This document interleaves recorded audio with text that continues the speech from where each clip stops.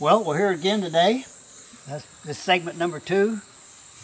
What do we shoot next? After the leopard, what was it? We had to get bait for the leopard. We shot a warthog. We shot an impala. And a bush pig. And a bush pig. And that's it. We ate the ribs on him. It was good. A couple nights ago we ate those, yeah. The leopard never got a chance to eat that bush pig. We had it. He never did he? So, yeah. So what was the next thing? Was it wildebeest? Wildebeest. Yeah, it was a wildebeest. Absolutely. Yeah. Now these Inyasa wildebeest have got a streak across their nose, up in between their eyebrow and their nose, and beautiful white streak across them. They're really unique. Are they unique only to Mozambique? They occur in a very small stretch here in northern Mozambique and a small part in the Salou. In the Salou, yeah. Just other side of the Rovuma River, but very, very localized. Yeah, yeah.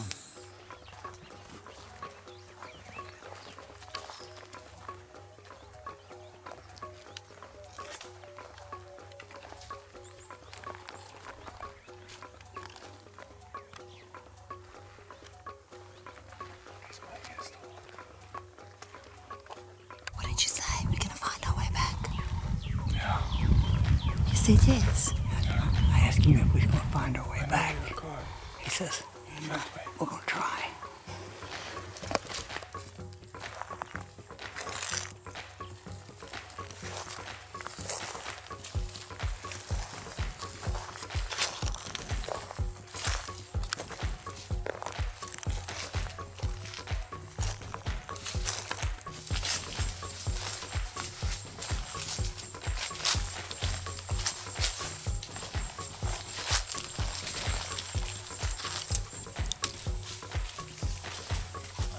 We had a lot of just real exciting spiritual things occur on this whole safari, and that morning that Edwin gets a Bible verse every morning that comes straight to his phone, and the Bible verse that morning was make straight your path, and God will direct you. So anyway, he felt we needed to walk into this water hole, and we hadn't seen any evidence of these wildebeest anywhere else, had we? No. No, we hadn't. No. And so we walked into this water hole. Didn't even have our filmer with us, and lo and behold, here's a herd of wildebeest there, and one of them, the bull, and the whole group. One bull and the whole group presented itself in what, about 150 yards, yes. Something like that. Made a perfect shot on him, knocked him flat first shot, and man, here I've got the completion of my wildebeest slam, and I was really excited about it. This is an amazing animal, folks. This is an Inyasa wildebeest, and if you'll look at the white stripe on the front of the face, that's what is indicative of this animal. I mean, I come over here to leopard hunt for sure, and to potentially get some of the little tiny 10 to complete my tiny 10. And then this animal come up, and we thought about this, and Edwin showed me a picture of him. I thought, oh my land, this makes this safari even greater. And I gotta tell you, this morning, there's a Bible verse comes up on his phone every morning, and the one that came up this morning was, commit your ways to the Lord, whatever you do, and he will establish your plans. Well, we was going to a water hole to see if these wildebeest was here, or one of the zebra that's over here. They're a different breed also than the Hartman and the Burchell. And we found this beautiful, beautiful animal. I'm just so pleased and thankful for it, for the guys that found him, and I was able to make a one shot kill on him, and I'm just really thankful to have this animal. So, like Porter and I used to always say, let's get this sucker in the truck. Here we go.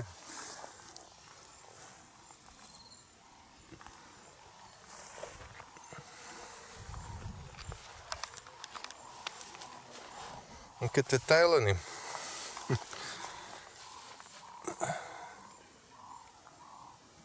So, tell me a little more about these wildebeest. Most wildebeest can be quite smart, but these guys are super smart. If they run, you can expect to cover 3 miles, 4 miles, and they don't stop, and you find them in thick jess after that, and then that's it, it's game over. Game over. All right. Yeah. Well, those of you that have maybe shot the blue or the black, and even there's another species that's been genetically developed called the golden. I'm not personally a fan of that, although it's a beautiful animal. But the three main species of the wildebeest are the black, the blue, and the Sinyasa. So, you guys out there have maybe shot the blue and the black, or are still working on those, and you want to include this Sinyasa in your collection of species, why, you get hold of me, Steve Dean, on behalf of JNS Worldwide Hunting. Well, next one on our list was the zebra. I've got the Hartman and the Burchell, and I've shot a number of those in other places, but I didn't have the bone zebra. Tell me a little about, I know that you told me that day that there was an explorer kind of similar to David Livingston that come, and he's the one that named the zebra. So talk to me a little bit about this breed of zebra. Well, the bone zebra is a very interesting zebra. It's a little bit smaller in size, I'm sure you've noticed, than the Burchells. And what makes them truly unique and beautiful is they've got no shadow stripes whatsoever.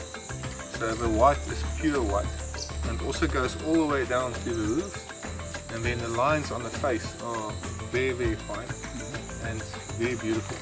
There's not a square inch on that animal that is not pure and beautiful.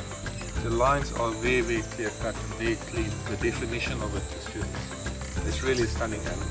And thinner stripes than the Burchells, almost similar to, I would say, a mountain zebra maybe, but not quite. Not quite. Yeah. Pretty animal, aren't they? They are very unique animals, and they're a bit different from other zebras that I've hunted. They're very quiet zebras.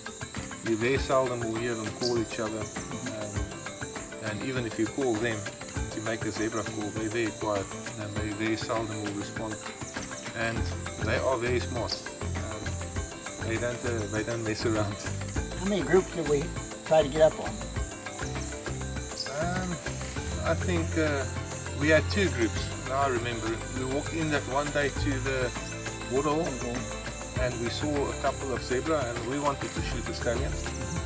And as we were stalking them, the grass being quite long, we saw something running up and down in the grass, and we weren't sure what that is.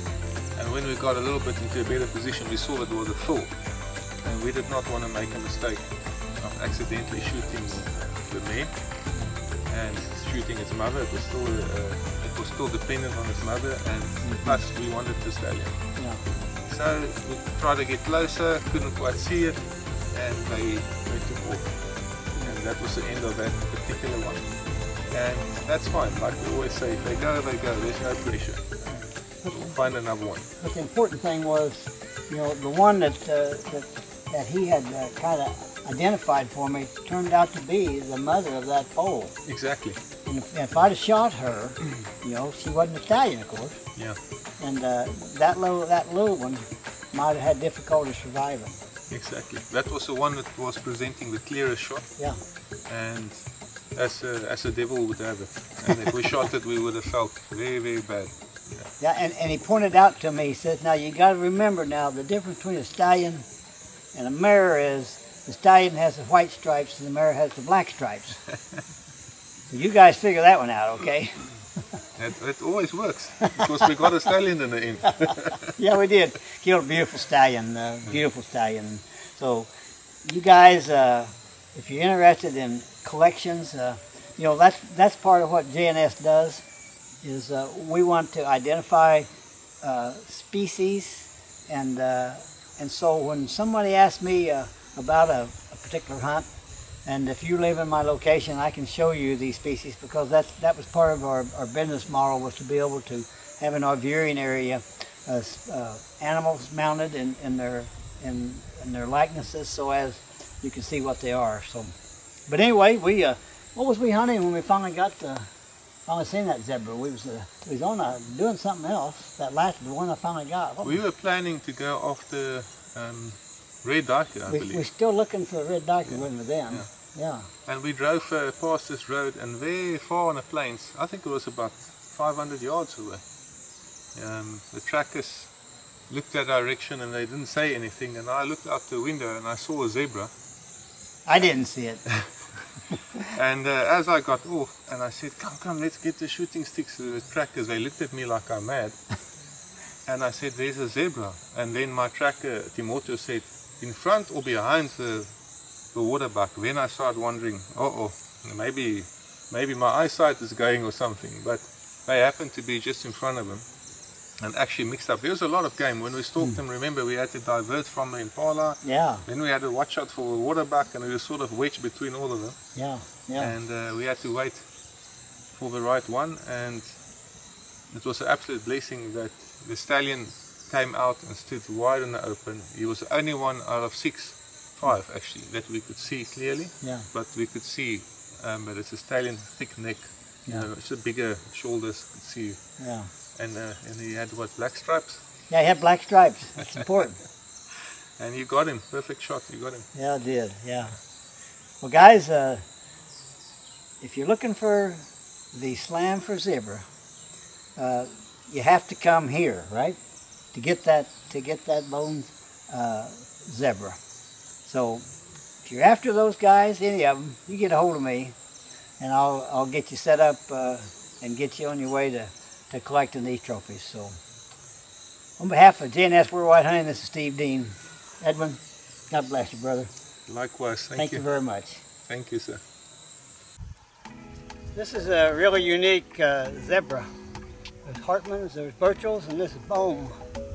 He was an early explorer that come to Africa. He was on the same level actually as David Livingstone, and he's the one that named the zebra.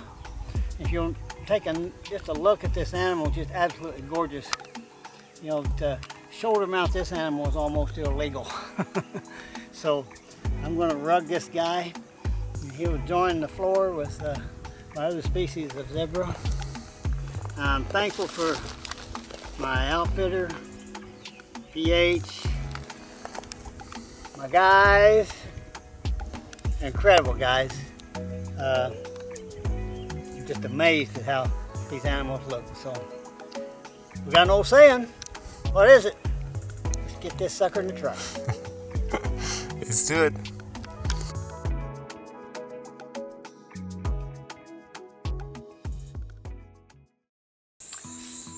Well, brother, we got the leopard, we got the wildebeest, and we're working on these tiny 10.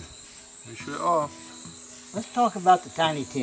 In fact, some people include the mountain reed buck, which isn't probably. No. And then here in Mozambique, they've got the Sharp's Geiss buck. But I elected not to take one of them this trip. Maybe another trip. Maybe next time. Maybe next time. But for the two I was after here was the Sunni and the red diker. These little guys are tough, aren't they? They are. How many Sunni you reckon we've seen this 10, 12 days of hunting we've been? I have no idea. I've stopped counting. Now he's seen about 2/3 of them. I've seen only about a third of them. So I don't know whether he's fibbing to me or not, but I've seen something shoot through the brush. Seeing them is one thing. Shooting one is another thing. Quite another thing. I mean, to get and we didn't do it shotguns. We done it with a rifle, and so it makes it even more difficult. But we got a break on the Sunni. We really did. The first morning we was after Sunnis. We seen this. Edwin seen 3, but we got out of the truck and took off to stalk these little guys, and they were barking at us in the woods there in the bush. It was really cool. But we didn't do any good with them, and then we seen numbers of them different times. But then we got a break one morning and got a chance to shoot one. We driving down the road there, and boy, there he was. And so that's the way we do it. You can walk these roads real softly and quiet, or you can drive these roads and cover a whole lot more ground. And since that was one of my main objectives here is to complete the tiny 10, we elected to drive these roads and drive them and drive them and drive them and jump out and go stalk these animals. So we got a break that morning on the Sunni. The main reason my trip over here was to get my leopard and to hopefully complete my tiny 10. I was I needed two. I need the two that are here in Mozambique. This is the Sunni.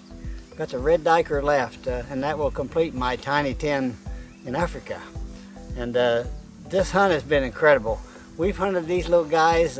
We found 3 of them together the other day, and they barked at us and went on, and we've seen them, and they get away so quick. But the really neat thing about it is that, you know, patience conquers the world. And this little guy, along his bases here, this little guy is going to stand high in the record book. But along his bases here are all worn down. There's a place on one of his rear legs where he's been daggered by one of the other ones. He's got a spot missing, and his ear right here from fighting. He's all scuffed up. This little guy is probably, how old do you think he is, Edwin? Oh, I'd say probably about 8. This little guy's life's about over. He's been a little warrior, and now I'm going to get to present him to the world. And you guys that are interested in the tiny 10, this is where to come. Get a hold of me. Steve Dean, J&S Worldwide Hunting. Let's get him in the truck. Slow them up.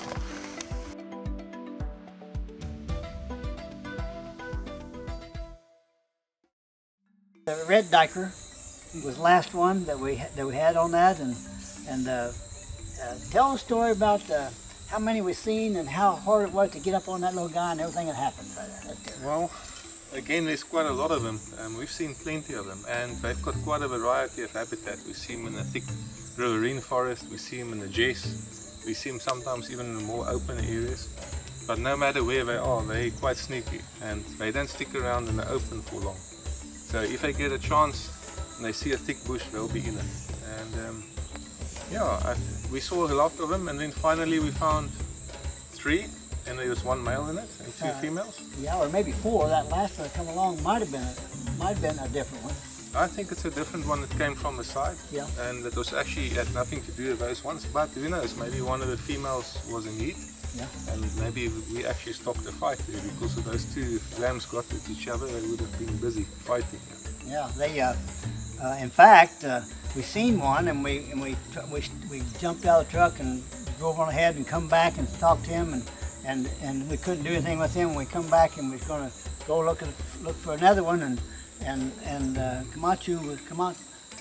Kimochu went to move this stick out of the way, and all of a sudden he went like that, and there went the one I ended up shooting, and so we turned around and went right back to where we were, where those females and that male was, and I didn't make a real good shot on him because just as I went to pull the trigger, that little booger started to dart, and I shot him too far back, but we got him. We got him.